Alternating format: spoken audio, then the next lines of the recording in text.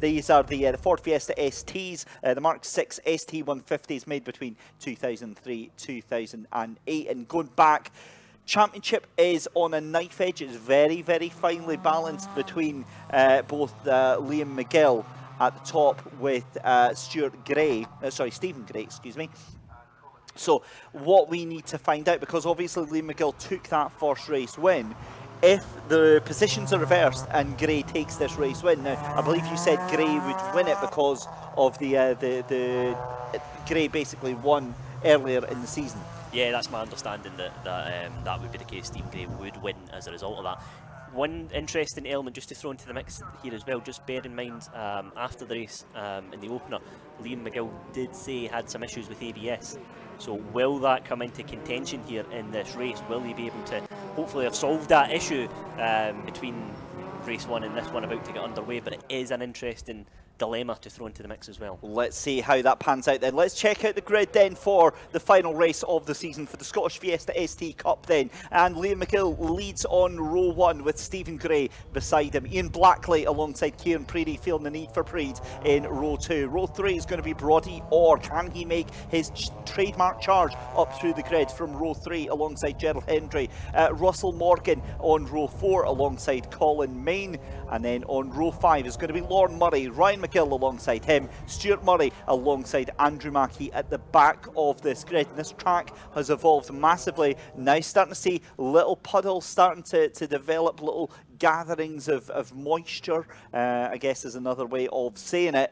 And again, with the track changing so very quickly, this could be a real curveball. But I would guarantee the Mini Cooper drivers are going to be watching this race very, very intently. Oh, they certainly are. The track conditions are evolving lap by lap here, and it's one where they'll be hoping that there'll be a little bit of a dry line potentially emerging through this race that will help for the minis and indeed the final event for the Legends as well. But it's one where I think the first couple of laps in this one are going to be absolutely crucial, Dave, as the 1 minute board is brought out by the marshals. Yep, certainly is going to be the case here, as we have just 3 races remaining in the 2022 season. And I don't know about you, Andy, but I feel a little bit emotional about that one, because I mean it only feels like we just got the season started.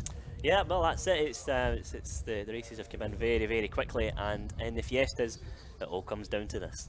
Certainly does. So here we go then, the finale of the Scottish Fiesta ST Cup, incorporating the Challenge Cup as well. The 5 second board is held out. The lights come out for one final time here at Knockhill for the Fiestas.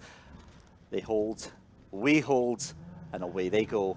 Great start there on the outside there for Liam McGill, but also for Stephen Gray there. I think Gray might have got the jump coming into turn one. They're going to be side by side coming into Duffus Dip for the time being. But Liam McGill gets the cut in, and it's Liam McGill in the lead of the race right now under these changing conditions. That's going to be a move up the inside for the 147. Late onto the brakes there, but look up the inside. There goes Stephen Gray there. Tries to get the move on the inside here. That's the 333 of Ian Blackley forcing the 31 of Stephen Gray wide.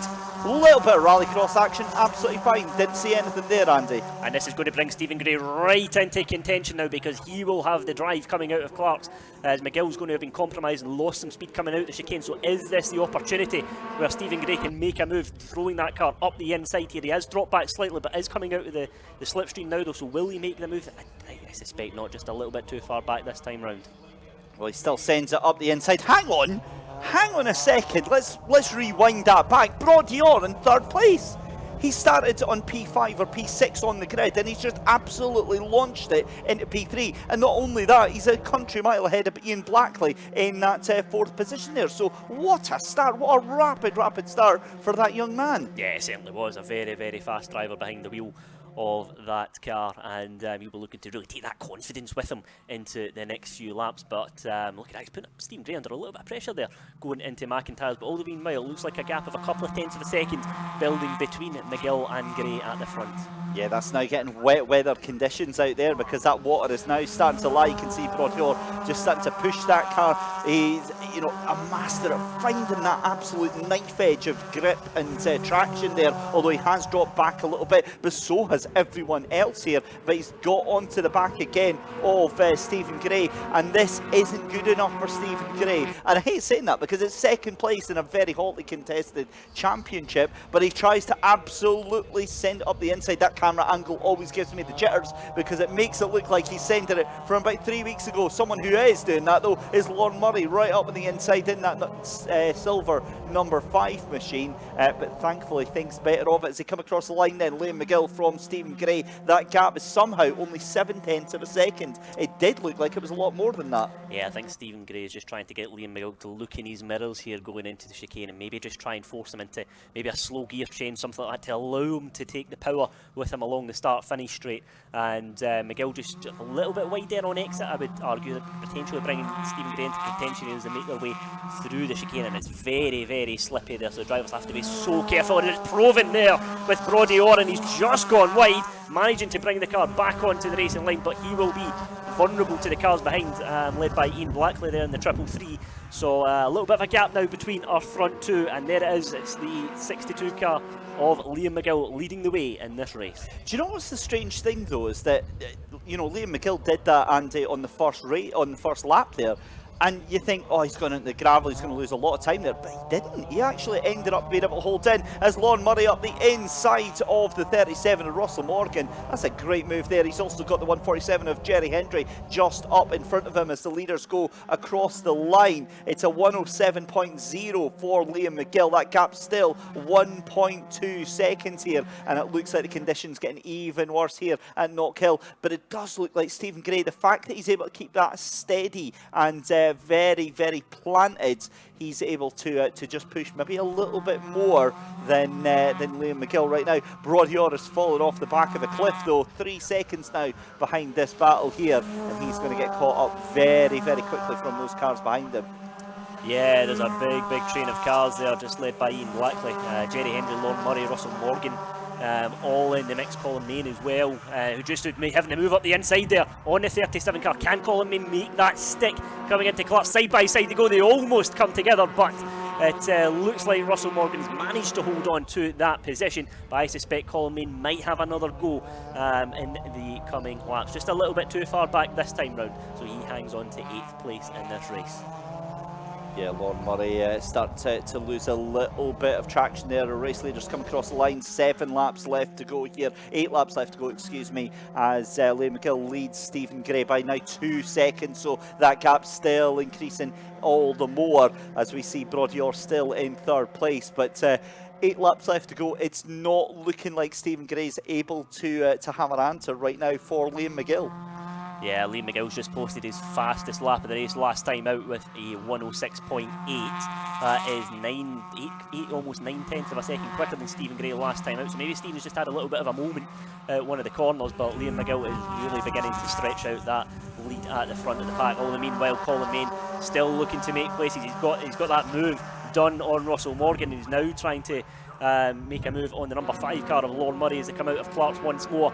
It looks like a good drive for the 888 car once again there, so potentially we could see Colin Main throw this car up the inside. He's got a lot of momentum, but look at that, Lorne Murray taking the defensive line nice and early to try and just cover off any move. Will Colin Main go the long way around here? He's trying that one around the outside here of the hairpin, surely not, but Colin Main putting on a very strong performance here in the 888 car. Yeah, it certainly is. So Liam McGill comes across the line still ahead of Stephen Gray. Stephen Gray takes out 0.2 of a second out of the lead. That time it comes back down below 2 seconds. And again, 7 laps, that's still a lot of time to make anything happen. As we see side by side, that's the 147 and 333 of Ian Blackley. So Jerry Hendry takes that position from the 4th place car. Oh, and there's a big power slide coming out of McIntyre's. Keeps the foot in though. And again, you're not losing as much time as you really think, but there's still going to be side by side almost going through the chicane. That's going to have to be a lift off there from triple three of Ian Blackley. That leaves them vulnerable to Lorne Murray. They're going to be side by side coming up towards Clark Corner there. Really unfortunate there for Ian Blackley. Just caught him at the wrong moment, and there is the result of it. He's gone down the order. It's just unfortunate. That's part of the motorsport there. He's approached the car at the wrong time, and he is really been caught out. But one of the big winners in amongst all that is that 888 car of Colin Main. He's going right up the standings here as Ian Blackley looks to try and make amends. Great move up the inside from Russell Morgan then to take that position from Lorne Murray and from Kieran Preedy as well. Kieran Preedy, we haven't really heard anything from him so far. Lorne Murray weaving over to the right hand side, almost collecting the front end of Kieran Preedy right now. But 6 laps left to go. Liam McGill goes cross line, does a 66.836, so fastest lap of the race for Liam McGill. That gap now up to 2.5 seconds between first and second place as Lorne Murray and Russell Morgan still fighting out. Lorne Murray's going to have the inside line down into McIntyre's late on the brakes, a little bit of rubbing there, and that's going to be the position for Lorne Murray. Yeah, potentially it looks like Kieran Preedy looking to get involved there in the red 21 car. Might get a good drive out the chicane here potentially. And we're just noticing a recurring theme here, Dave. Lots of cars just dipping 2 wheels on exit. The track is definitely getting much slippier, and we're seeing that when they're taking a little bit of curb, the car's just gliding across the surface, and then before they know it, 2 wheels are off, and they're crucially losing drive and momentum. Well, I'm wondering, because what you're noticing with Lorne Murray is that car's sideways coming over through the chicane, and by the time he gets it stabilised, he's off wide into the gravel here. So really, there's only going to be one line that you can actually take to be the fastest around here at Knockhill in these wet conditions, and it is getting worse and worse and worse here. And again, you just have to look forward to think what is potentially going to happen with this race. But it's still Liam McGill in the lead here, but we're further back here. This is the battle between Jerry Hendry and Colin Main, as you pointed out so rightly there, Andy. Colin Main, what a charge this has been to get all the way up into 4th position, but it looks like Broadhill is going to be a little bit too far out of reach for them. A very strong race here from Colin Main, and he'll be looking to end his season on a high here. Very accomplished driver, and clearly very quick in the wet as well here. Is he going to have a move up the inside into Clark? He does indeed. Side by side they go, and Colin Main has made that look very comfortable indeed. And nice and clean on the exit as well. Very slippy, as we mentioned, on those curbs, but Colin Main is having a fantastic race so far. 5 laps left to go. That's going to very quickly turn into 4 laps left to go here as Colin Main comes out the final corner there. In fact, the race leader comes across the line, 1/10 taken out by Stephen Gray, but it's looking very ominous for Liam McGill right now. He's holding all the ace cards that he needs to. It needed to be a win for Stephen Gray at the very least to get the points needed for this race here. 4 laps left to go. Stranger things have and continue to happen here, but it's looking very promising right now as we continue to focus on Jerry Hendry down there in P5 right now. The car's really struggling now with these conditions here, Andy.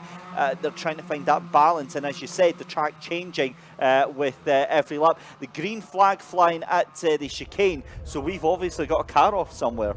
Yeah, there's been an incident somewhere on the lap, and there it is. There it's the 37 car of Russell Morgan, who was he was having such a good race as well, and unfortunately he's gone off at McIntyre's. Can he get that car out of the gravel trap? He's doing everything he can to just get the power out in the front of the car, but it looks like he's beached there, unfortunately. So that car will have to be retrieved. All the meanwhile, the 333 car of Ian Blackley coming under pressure from Lorne Murray, who gets that move done nice and cleanly on the inside, and that is a good pass there done, and he'll take that momentum with him down the start-finish straight. Yeah, he certainly will. So here comes Stephen Gray then to where that car is stricken. There'll be double waved yellows down there because of the car beached off in the gravel. Wouldn't be surprised actually to see a potential safety car coming out in these situations. You hate to see it, but that would certainly make things a little bit interesting into the final lap of the race. Yeah, 3 laps to go at the moment, 2.8 seconds the gap at the front, and there is the call. It will be a safety car.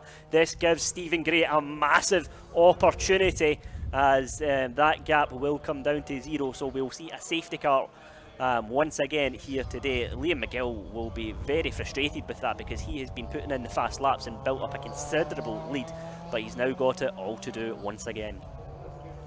So, Stephen Gray, let's put ourselves in his position. What do you do at this point? You've got to get a clean restart here. That's what it's going to come down to, in my opinion. If he can get away cleanly, he's got every chance here. But if Liam McGill gets the jump on the restart, and we've seen him previously do that, but he's really backed up the grid going into the hairpin. So if he can get a clean start, it's going to make it difficult for Stephen Gray, because straight away he's going to have a gap of 3/4 tenths of a second by the time they get into Duffus, there or thereabouts, I would reckon. So this safety car restart is going to be absolutely crucial. I'm going to throw another dice into the mix here. Brodie Orr in P3, right behind Stephen Gray and Liam McGill. Given that he's going to have cooler tyres, he's going to cool his brakes down again, he's going to have 2 cars in front of him, he is almost certainly going to go for a charge here. So given that he's going to be behind Liam McGill, I don't know what to think of this restart here. It had to be done. The safety car had to be thrown out there. There was no option. There was a car in a very dangerous position. It's right in the firing line on the exit of, or right in McIntyre's there. So 100% that was the right call there. However, my goodness me, it makes for a very entertaining finish. It certainly does. Yeah, it certainly does. You know, a championship fight coming down to a 3-lap showdown is going to be very, very entertaining, to say the least. It's one where Liam McGill's just got to get that car away cleanly. He's just got to focus on that first and foremost, and let the rest of the race just come to him. Wants to try and keep as much temperature in those tyres as he can, of course. But it's you know, just looking at the lines here coming into the hairpin as well, Dave. I can't see a particularly big issue if you try and throw that car up the inside there. I don't think there's a little bit of puddling developing on the left-hand side, but it doesn't look that bad. I think whereas earlier in the day, you think, well, if you throw that car up the inside there was a clear dry line developing, and it would be you'd have to be very brave on the brakes to get the move done. I don't see that being quite an issue here. The water on the surface does seem to be spread quite evenly.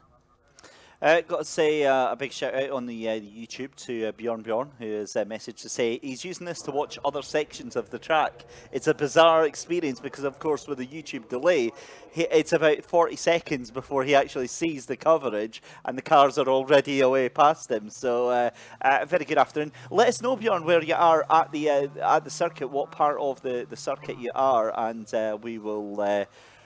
We'll look out for you, and also enjoy the fact that we're in the cosy warm in the commentary box. And yeah, I definitely don't want to be out there today. It's I'm so glad, Andy, we could save you from the cold and wet outside there today. That was very kind of you, I have to say, Dave. Yes, it's generous charity here at SMRC on the YouTube channel. But that's it. It's done. It's dusted. That danger has been cleared. Also, look at the amount of gravel that's been spilled out there. I do wonder if the marshals maybe run out and try and give that a quick sweep, or if they'll just leave that because it's on the exit of the corner, so they might think, well, it's not really going to be an issue. But the safety car lights go off, and we get ready for possibly one of the most exciting and important 3 laps here of the SMRC. 3 laps is what is showing left on race control, but it's the SMRC Scottish Fiesta ST Championship, supported by Reese Motorsport Insurance, Yokohama Tyres and Wheels Around. And I get the feeling that somehow this is going to be part of a YouTube compilation that we've got no idea why just at yet this point in time. We'll certainly find out very, very shortly. It all comes down to this then. After that yellow flag and that safety car period, with 3 laps left to go, it all comes down to this for the championship. Liam McGill ahead of Stephen Gray. Stephen Gray needs to be ahead of Liam McGill to win the championship. There's more permutations than that, but we wait and see to see how it goes. Liam McGill on the accelerator then, and we get racing again here at Knockhill Racing Circuit. The green flag flies with just 3 laps left to go. 2 laps left to go now as they cross over. So again, even less of time to get going here. The car's going to go through into Duffus. Dip though for the first time Vaskin, and that is very, very close then. But there's a wobble from Stephen Gray, and again just needs to be much, much closer to that car. But that's going to be wide for Liam McGill, so a little bit wide there. That brings Stephen Gray back into it, and we've got a race on our hands, Andy. Yeah, I think Liam McGill just missed his braking point there ever so slightly, and he's gone sideways at the exit of the chicane, but Stephen Gray follows him. Stephen Gray's gone even wider. Both cars go off at the chicane, so Liam McGill will retain the lead of this race, but that is pure drama at the front of the pack. This is going to be a lunge. This is absolutely within lunge territory from Stephen Gray then. The two of them coming down the back stretch here. 2 laps left to go. The final lap board is going to get held out. You can see in the background there as well as Colin Main makes the leg up the inside. It's late on the brakes though. Thankfully they just avoid each other. They don't. There's contact between the 2 race leaders, and that is as it was. Basically it all goes out. Almost lost for words there, the contact on the rear quarter of Liam McGill, but it's still Liam McGill from Stephen Gray. That's it, and it's going to come down to this, a last lap showdown between our 2 championship protagonists. Liam McGill still leading the way from Stephen Gray, but this is it. It's all to play for now. Yeah, here we go then, down through Duffus Dip. You can see Colin Main in the background is trying to get that 3rd position there from Brodior. Again wide from Liam McGill. What on earth is going on out of that corner there? But again, keeps it going. It's going to be out of the chicane. Are they going to try and keep as much pace as they can? Again, gets a much better line, and that's going to be sideways from Brodior. Brodior absolutely keeping the foot in. He wants to try and take that 2nd position, but he's not going to have it. And Colin Main up at the 3rd position. Colin Main lay under the brakes, and that's sideways into Clark's corner there. That is not what you want to see. Colin Main's going to lose all the way down into 6th, 7th position there. It's done, it's dusted from the looks of things. It's going to be Liam McGill to take the race win here. My goodness me, what an end to this race. Liam McGill going to take the race win from Stephen Gray and take the Fiesta ST Championship by the narrowest of margins. 3rd place is going to go to Brody, or 4th place is going to be Ian Blackley. My goodness me, Andy, that is probably one of the highest intensity finishes I think I've seen.